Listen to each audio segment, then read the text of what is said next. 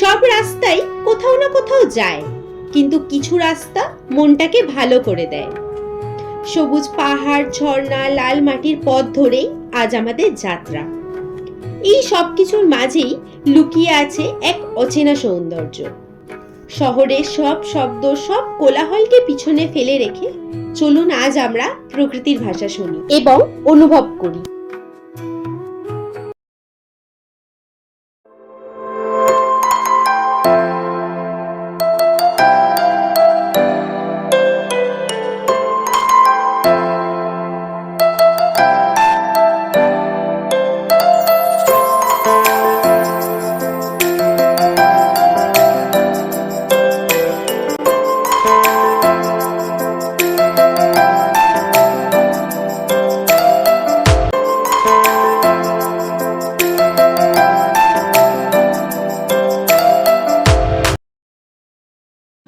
High, welcome back to my channel.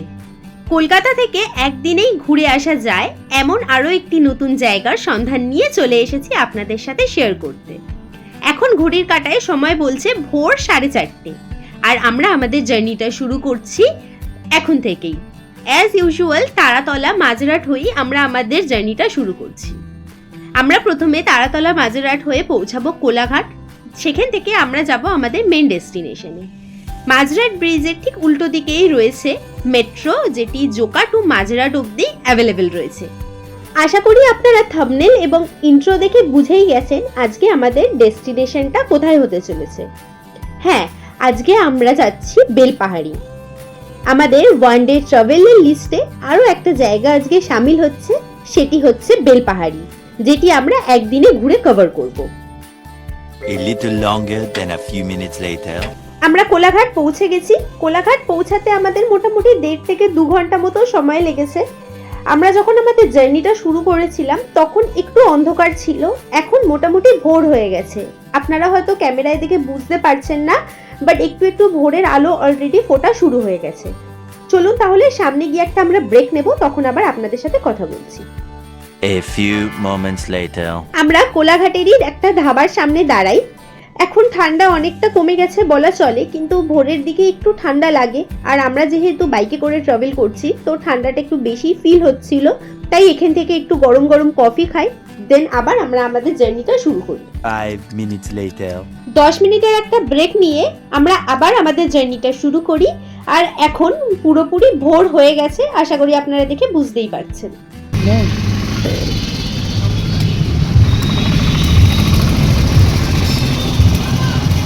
এটা কোন জায়গা দাদা? এটা কি Medinipur? A few inches later. Kolaghat ছেড়ে মেদিনীপুর পৌঁছে দুটো ডাব খেয়ে আমরা আবার আমাদের জার্নিটা শুরু করি। কলকাতা থেকে বেলপাহাড়ি গুগল ম্যাপ ফলো করে যেই রুটটা দিয়ে আমরা গেছিলাম সেই রুটটা মোটামুটি বেশ ভালো ছিল। আশা করি আপনারা রাস্তাটা দেখে বুঝতেই পারছেন রাস্তাটা কতটা ভালো ছিল, আর মোটামুটি পুরো রাস্তাটাই বেলপাহাড়ি অবধি আমরা এরকমই পেয়েছিলাম। মেদিনীপুর দাঁড়ানোর পরে ভেবেছিলাম আর কোথাও দাঁড়াবো না, একেবারে বেলপাহাড়ি পৌঁছেই দাঁড়াবো, কিন্তু যেতে যেতে এই অপূর্ব সুন্দর জায়গাটা দেখে না দাঁড়িয়ে থাকতে পারলাম না।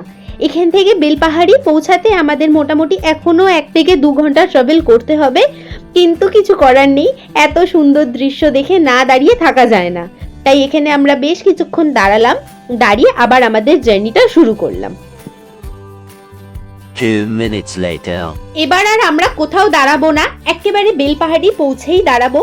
আমাদের বাড়ির লোকেশন থেকে বেলপাহাড়ি যেতে গুগল ম্যাপ সময় দেখিয়েছিল 5 ঘন্টার কাছাকাছি, যেটা আমাদের পৌঁছাতে সময় লেগেছে 6 ঘন্টা। কারণ আমরা অত রাশ ড্রাইভিং করতে অভ্যস্ত নই। আপনারাও যখনই যাবেন কোনোদিনও রাশ ড্রাইভিং করবেন না, তাতে 1 ঘন্টা বেশি সময় লাগুক অসুবিধা নেই, কিন্তু ধীরে সুস্থে গাড়ি চালিয়ে ট্রাভেল করে নিজেদের ডেস্টিনেশনে পৌঁছাবেন। এখান থেকে বেলপাহাড়ি পৌঁছাতে আর বেশি সময় লাগবে না। আমরা যত বেলপাহাড়ির কাছে পৌঁছাচ্ছি ততই দুদিকের ভিউটা, রাস্তাটা আরোই সুন্দর হয়ে যাচ্ছিল। আশা করি আপনারা দেখে দুপাশে বুঝতেই পারছেন। 1 hour later. ফাইনালি 5 থেকে 6 ঘন্টার জার্নির পর পশ্চিমবঙ্গের জঙ্গলমহলের এক অপূর্ব জায়গা বেলপাহাড়িতে এসে আমরা পৌঁছাই। এবার চলুন এই বেলপাহাড়িটা ঘুরে দেখি এবং এর পিছনে লুকিয়ে থাকা ইতিহাসগুলোর সম্বন্ধে জানি। বেলপাহাড়ি পৌঁছেই প্রথমে যেই জায়গাটি আমরা ঘুরে দেখি সেটি হচ্ছে তারাফিনি ব্যারেজ। বেলপাহাড়ি গ্রাম থেকে মোটামুটি 5 কিলোমিটার দূরে অবস্থিত এই তারাফিনি ব্যারেজটি। এই ড্যামটি নির্মাণ করার কাজ শুরু হয় 1960 থেকে 1970-এর দশকে। এই ব্যারেজটির নিচ দিয়ে যেই নদীটি বয়ে গেছে আপনারা দেখতে পাচ্ছেন সেটি হচ্ছে তারাফেনী নদী। এই তারাফেনী নদীর উপরেই এই ব্যারেজটি নির্মাণ করা হয়েছে বলে এই ব্যারেজটির নাম রাখা হয় তারাফেনী ব্যারেজ কিংবা তারাফেনী ড্যাম। আর এই ব্যারেজের উপর থেকে আশেপাশের দৃশ্যটাও অসাধারণ। যখন পশ্চিমবঙ্গে ছোট এবং মাঝারি সেচ প্রকল্পগুলির উপর বিশেষ গুরুত্ব দেওয়া হচ্ছিল তখনই এই তারাফেনী ব্যারেজটি নির্মাণ করা হয়েছিল। তারাফেনী ব্যারেজের উপর থেকে চারপাশের ভিউটা ঠিক যতটা সুন্দর, নিচ থেকেও তার চারপাশের ভিউটা ততটাই সুন্দর। ঝাড়গ্রামে আরো 4টি নদী রয়েছে যার মধ্যে তারাফেনী নদী সব থেকে শান্ত। এই তারাফেনী নদী শেষে কংসাবতী নদীতে গিয়ে মেশে। এমনকি শোনা যায় যে মুকুটমণিপুর বাঁধ থেকে জল পায় এই তারাফেনী ড্যাম।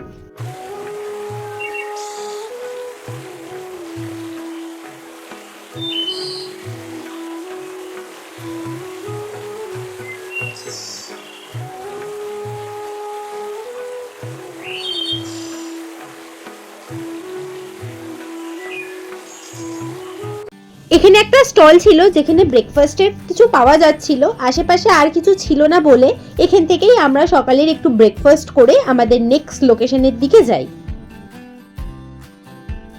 তারাফেনী ব্যারেজ দেখে সেকেন্ড যেই লোকেশনে আমরা যাই সেটি হচ্ছে ঘাগরা ওয়াটারফল। এটি বেলপাহাড়ি থেকে 6 কিলোমিটার এবং তারাফেনী ব্যারেজ থেকে 5 কিলোমিটার দূরে অবস্থিত। ওয়াটারফলে যাওয়ার মুখেই আপনারা একটা বড় পিকনিক স্পট পেয়ে যাবেন। বেলপাহাড়ি টুরিস্ট স্পটগুলির মধ্যে এই ঘাগরা ওয়াটারফলটি বেশ অন্যতম একটি স্থান। ঘাগরা নামটি গাগরা শব্দ থেকে এসেছে, যার অর্থ জল ভরা একটি কলসি।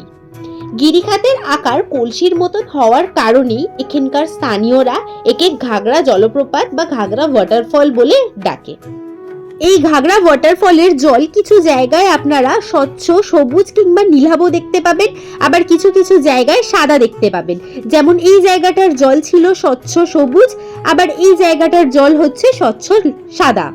তারাফেনী নদীর জলরাশি এই কালো পাথরের খাঁজ দিয়ে বয়ে যায়। ব্রিটিশ শাসনকালেই এই জলপ্রপাতের নাম দেওয়া হয়েছিল ঘাগরা ওয়াটারফল। তখন থেকেই এই জলপ্রপাতের নাম হয়ে রয়েছে ঘাগরা ওয়াটারফল। দুটো কাছাকাছি লোকেশন ঘুরে দেখার পর আমরা যাই আমাদের থার্ড লোকেশন কান্দারানী লেকের উদ্দেশ্যে, যেটি ঝাড়গ্রাম থেকে 12 থেকে 15 কিলোমিটার দূরে অবস্থিত। আমরা এবার দেখতে এসেছি কান্দারানী লেক। এখানে একটা ওয়াচ টাওয়ার আছে যেটা চাইলে আপনারা ঘুরে দেখতে পারবেন। ওয়াচ টাওয়ারটা থেকে আপনারা এই পুরো লেকের ভিউ, ওইদিকের পাহাড় সবকিছু দেখতে পাবেন। চলুন ঘুরে দেখা যাক। বর্তমানে কান্দারানী লেকটি টুরিস্ট স্পট ঠিকই, কিন্তু মূলত জলসেচ প্রকল্প হিসাবে এটি তৈরি করা হয়েছিল। লেকের পাশ থেকে বেশ কিছুটা পথ ভিতর দিকে গেলেই আপনারা এই ওয়াচ টাওয়ারটি দেখতে পাবেন এবং এই ওয়াচ টাওয়ারের উপর থেকে আপনারা এই লেকের পুরো ভিউটা দেখতে পাবেন। শুধুমাত্র যে লেকের ভিউটা দেখতে পাবেন তা নয়, দূরের পাহাড় গাছপালা সবকিছুই আপনারা দেখতে পাবেন। আশা করি আপনারা দেখে বুঝতেই পারছেন এই ওয়াচ টাওয়ার থেকে আশেপাশের ভিউটা কতটা সুন্দর দেখতে লাগছে। শাল, পিয়াল, মহুয়া, হরিতকি, আমলকির জঙ্গলে ঘেরা এবং পাহাড় বেষ্টিত এই কান্দারানী লেকটি প্রকৃতি প্রেমীদের কাছে অত্যন্ত প্রিয় একটি জায়গা হয়ে উঠেছে। কান্দারানী লেকের এই সৌন্দর্যের কারণেই একে বেলপাহাড়ির রানীও বলা হয়। এই কান্দারানী লেকের কাছেই রয়েছে কনক দুর্গা মন্দির, যা 500 বছরেরও পুরনো মন্দির। আপনারা চাইলে সেটাও ঘুরে আসতে পারেন। আমাদের ফোর্থ লোকেশন ছিল গাদ্রাসিনী হিল অ্যান্ড কেভ। আপনারা যদি কেউ 4 চাকা বা 2 চাকা নিয়ে আসে তাহলে আপনারা পাহাড়ে ওঠার মুখে এই জায়গাটাতে গাড়ি পার্ক করতে পারবেন। এই জায়গাটি মূলত বিখ্যাত ট্রেকিং এর জন্য। আপনারা ট্রেকিং করার জন্য নিচ থেকে লাঠিও ভাড়া করতে পারবেন। পার হেড লাঠির দাম হচ্ছে 10 টাকা করে। আমরাও আমাদের জন্য এখান থেকে লাঠি ভাড়া করে আমাদের ট্রেকিং শুরু করি। ট্রেকিং এর শুরুটা ইজি মনে হলেও শেষটা একটু ইজিতে হয়নি। এই পাহাড়ের উচ্চতা 4265 ফিট। তাহলে ভেবে দেখুন কতটা উঁচুতে আমাদেরকে উঠতে হয়েছিল। এই পাহাড়ে দুটি মন্দির রয়েছে। এটি হচ্ছে প্রথম মন্দির এবং এরপরে চূড়ায় রয়েছে একটি মহাদেবের মন্দির। এই মন্দিরটি হলো শ্রী শ্রী বাসুদেব ভগবানের মন্দির। এই মন্দিরটায় এসে আমরা 5-10 মিনিট বসে আমরা যাই মহাদেবের মন্দিরের উদ্দেশ্যে। নিচ থেকে এই এতটা আসার যতটা চড়াই আমাদেরকে ভাঙতে হয়েছিল, এরপর থেকে চড়াইয়ের পরিমাণটা আরো একটু বেড়ে গেছিল। এখান থেকে ট্রাভেল করাটা আরো একটু কষ্টের হয়ে গেছিল।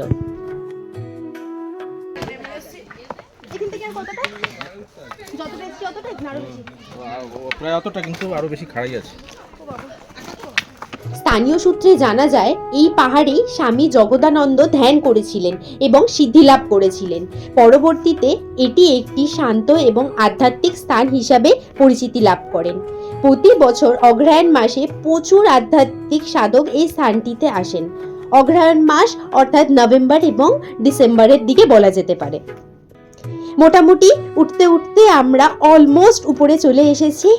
এই যে এখান থেকে দেখা যাচ্ছে মহাদেবের মন্দির। অনেকটা কষ্ট করে, অনেকটা ট্রাভেল করে আমরা ফাইনালি মহাদেবের মন্দিরে এসে পৌঁছাতে পেরেছি। এবং এই পাহাড়ের চূড়া থেকে আশেপাশের দৃশ্যটা জাস্ট অসাধারণ। এতটা কষ্ট করে আসা, এতটা কষ্ট সত্যিই সার্থক। এই সুন্দর ভিউটার জন্য এই কষ্টটা তো করতেই হতো। জয় Shiv Shambhu. 2,000 years later. Finally we end our trekking. নিচে নেমে গেছি, এবার যাব গাড়ির কাছে, দেন নেক্সট স্পট কভার করব। নিচে এসে একটু হেলদি খাবার খেয়ে আমরা যাই আমাদের নেক্সট লোকেশনের উদ্দেশ্যে।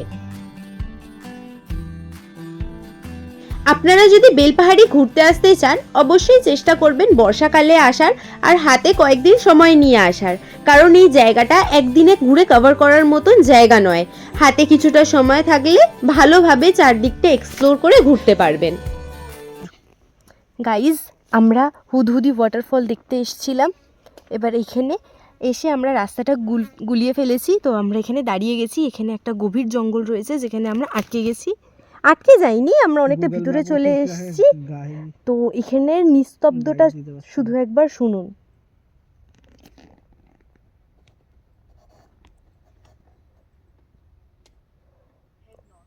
একটা পাখিরও আওয়াজ এখানে পাওয়া যাচ্ছে না, গাড়ি ঘোড়ার আওয়াজের তো অনেক দূরের কথা। কতটা নিস্তব্ধ এই জঙ্গলটা দেখেছেন? চলুন এখান থেকে তাড়াতাড়ি বেরিয়ে যাওয়া যাক। Much later. বেলপাহাড়ি সফরের আজকের লাস্ট ডেস্টিনেশন আমাদের হচ্ছে হুদহুদি ওয়াটারফল। ডাংরিকুসুম গ্রামের পাশেই রয়েছে এই হুদহুদি জলপ্রপাতটি।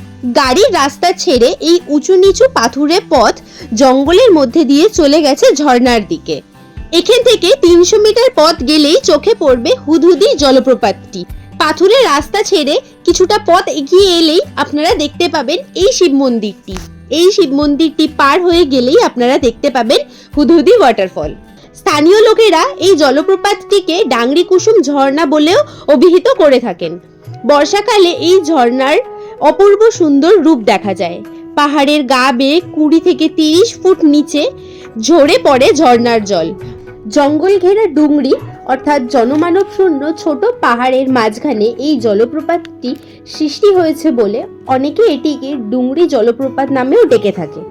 ঝাড়গ্রাম বেলপাহাড়িতে ঘুরে দেখার মতন আরো অনেকগুলি জায়গা রয়েছে, যেগুলোর মধ্যে বিশেষ কিছু জায়গা আমি এই ভিডিওতে আজকে আপনাদের সাথে শেয়ার করলাম।